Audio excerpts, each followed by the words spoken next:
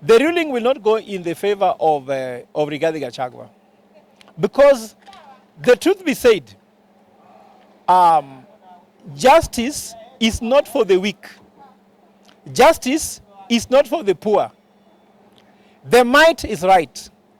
So yesterday you saw judges, you also saw lawyers.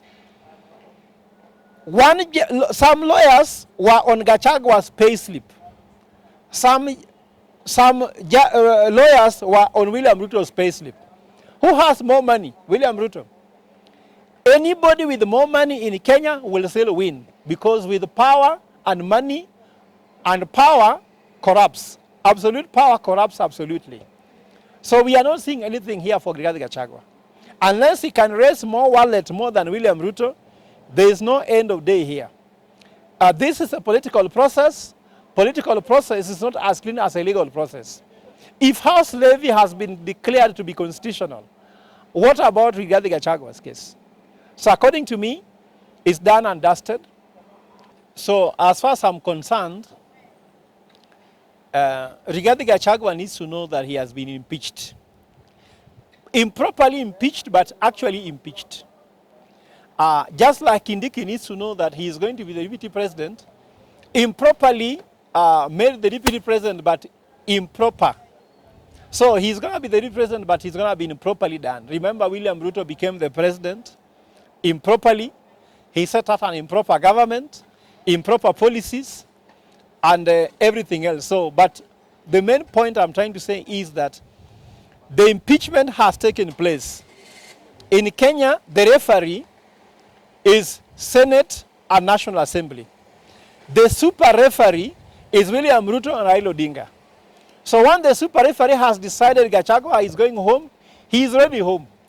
He will never be a deputy president. That is a story which is gone. It's unfair as it is. It's unconstitutional. But what is constitutional in Kenya Kwanza government? House levy is not. Nothing else is. So I know what is happening. Why William Ruto has sought the court to decide whether the High Court can make a decision on the issue of impeachment of Gachagua. What is clear is that William Ruto knows where the best decisions are buried. The graveside for all good decisions made in the country is the Supreme Court.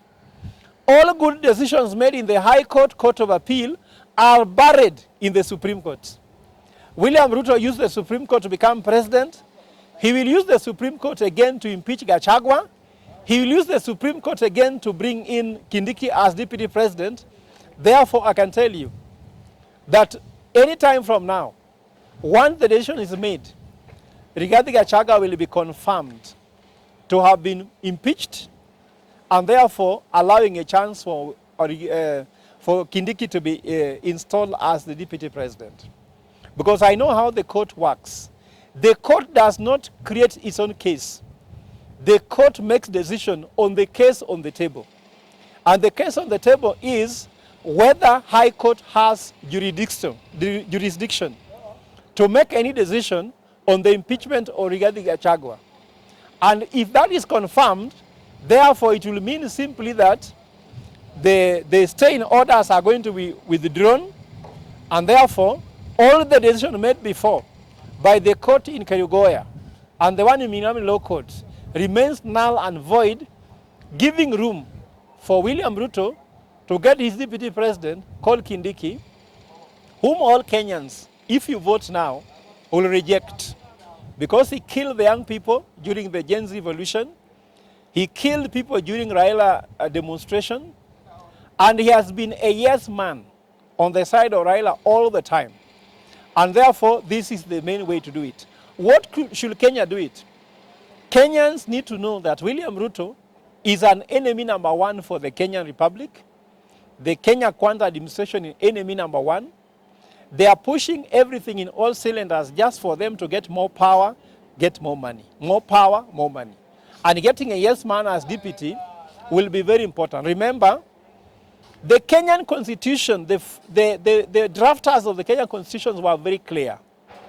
Why they said the deputy president must be elected in the vote with the president was that they wanted the deputy president who can stand with the people just in case the president doesn't. But here we have a president that whenever any deputy president does not stand with him, he stands impeached. So we are going to have a yes man, a lapdog, anybody who is going to be a choir member singing all the praises of William Ruto, whether he kills Kenyans, he steals money, he mismanages the economy, that's what's going to happen. So as far as I'm concerned, it is just about waiting. And I give an analogy. The referee and the super referee knows that Rigathi Gachagua has been impeached and will remain impeached. They are just taking us through what is called a VAR session. VAR is whereby the referee knows it's a penalty, but he's checking some screens to tell you he's trying to be fair. But there's no fairness. The impeachment has taken place and remains impeached. I think that's my opinion. Thank you. The ruling will not go in the favor of Rigathi Gachagua. Because the truth be said, justice is not for the weak. Justice is not for the poor. The might is right.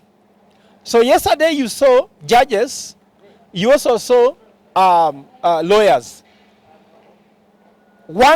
Some lawyers were on Gachagua's pay slip. Some lawyers were on William Ruto's pay slip.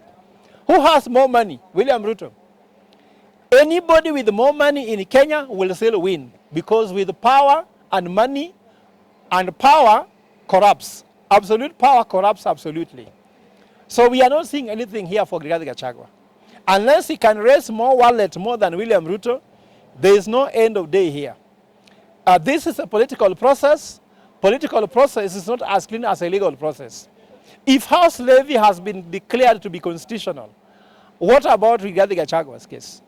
So according to me, it's done and dusted. Let us move on. I can ask Rigathi Gachagua as someone join opposition. We welcome you to opposition ranks. Secondly, be calm. The only thing you can win is not becoming deputy president. You can only win the battle of fighting for what's called burden of impeachment.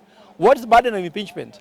How can you reduce the implications of getting impeached? One, can you fight to confirm in lower courts later that you are wrongfully impeached, so that you can be allowed to vie for political position in case you can actually have that chance, even to have the audacity, because you are leaving that office with zero legacy. When you are deputy president, everything Kenyan said you opposed. You stood with William Ruto and fought for him like his dog. Now you are on the same side where Kenyans are. So can you even have the audacity again to vie after you stood against Kenyan people during the post-election violence? You stood against the Kenyan people as a deal. Your legacy is that of not someone who is pro-people. You have always been pro-power. So how can you come again to seek the same power which you have misused all those years? So just come back and fight for what is called the burden of impeachment. How can you get your pension? How can you get some immunity as former deputy president? But mark my word, you will not be the deputy deputy president of the Republic of Kenya again. Anybody giving you hopes like Danson Omari? Danson Omari is just giving you hope because he is your lawyer. Maybe probably because he's being paid. But in legal terms and in political ways, you are going to lose tonight, and very soon you'll see another deputy president, and you'll join the ranks of civilians like us. But we wish you well. Kenya loves you. You have enough money to survive. Fortunately for you, other Kenyans are suffering poverty. Thank you.